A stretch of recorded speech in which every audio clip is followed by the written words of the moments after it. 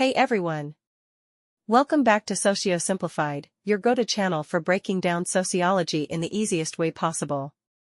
Today, we're continuing our series on the education chapter, and we're tackling a really important theme, gender socialization.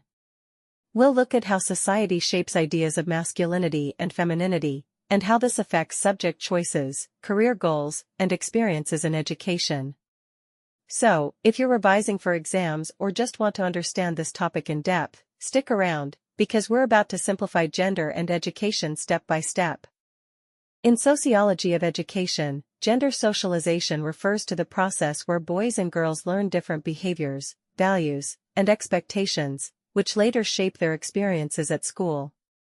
From the earliest stages of childhood, students are already being prepared to take on gendered roles. By the time they reach school, these influences affect how they engage with teachers, subjects, and even how confident they feel in certain areas.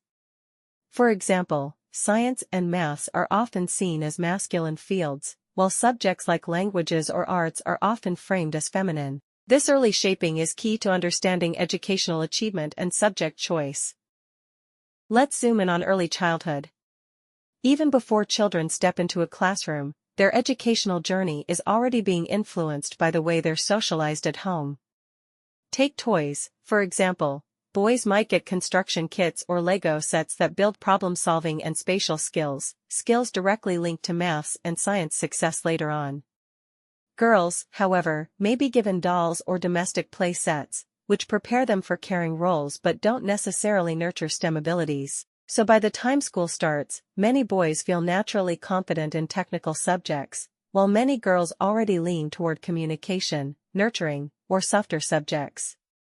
This shows how early socialization lays the foundation for gendered pathways in education.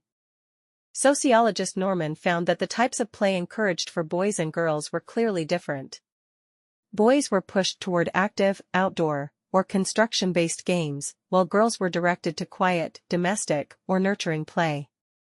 Rampino built on this, pointing out that toys for boys help develop spatial skills, giving them an advantage in maths and science.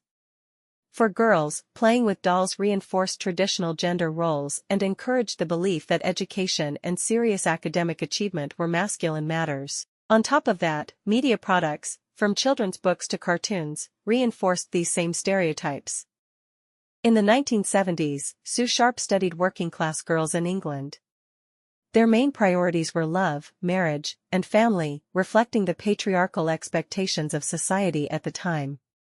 But when Sharpe repeated the study in the 1990s, girls' priorities had shifted. Now, they focused more on careers, independence, and personal achievement, showing how socialization can change across generations.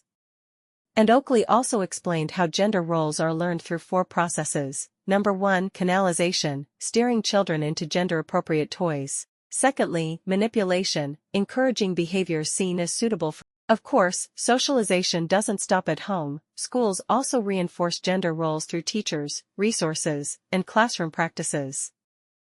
Lobban analyzed reading schemes used in schools and found clear gender bias. Out of 179 stories, only 35 had heroines, compared to 71 with male heroes. This imbalance damaged girls' self-esteem and reinforced the idea that boys were more important in stories, and perhaps in learning too. Similarly, Clarke's study of Japanese English textbooks revealed strong gender bias, where men were shown as active and dominant while women were shown in limited, supportive roles.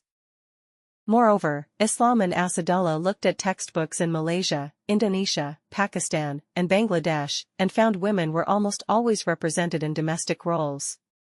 Lee and Collins also found gender stereotypes in textbooks, with men shown in leadership and professional jobs, while women were restricted to caring or household-based roles. Again, these materials taught students to see men as more academically and professionally capable. These early patterns translate directly into subject choices. Students often internalize what's seen as appropriate for their gender, leading to stark divisions in the subjects boys and girls choose at school. Charles and colleagues studied women's representation in STEM, science, technology, engineering, and mathematics. These fields have been male-dominated across many countries. Kelly also explained why science is often labeled a boys' subject. Most teachers are male, examples in textbooks are drawn from male experiences, and in science labs, boys often monopolize the equipment. All of this discourages girls from engaging with science. Charles and colleagues studied women's representation in STEM, science, technology, engineering, and mathematics. These fields have been male-dominated across many countries. Kelly also explained why science is often labeled a boys' subject. Most teachers are male, examples in textbooks are drawn from male experiences, and in science labs, boys often monopolize the equipment.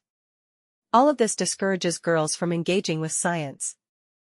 Charles and colleagues studied women's representation in STEM, science, technology, engineering, and mathematics. These fields have been male-dominated across many countries. Kelly also explained why science is often labeled a boys' subject. Most teachers are male, examples in textbooks are drawn from male experiences, and in science labs, boys often monopolize the equipment. All of this discourages girls from engaging with science. However, not everyone agrees with this perspective.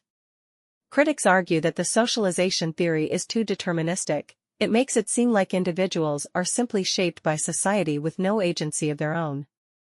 In reality, people often resist gender stereotypes, challenge expectations, and carve out their own educational and career paths. End of today's video. We explored how gender socialization influences education, from toys and childhood to textbooks, subject choices, and even career paths. If you found this breakdown helpful, don't forget to like, comment, and subscribe to SocioSimplified for more exam-ready sociology content. And let us know in the comments, do you think schools today are still reinforcing gender stereotypes, or are things finally changing?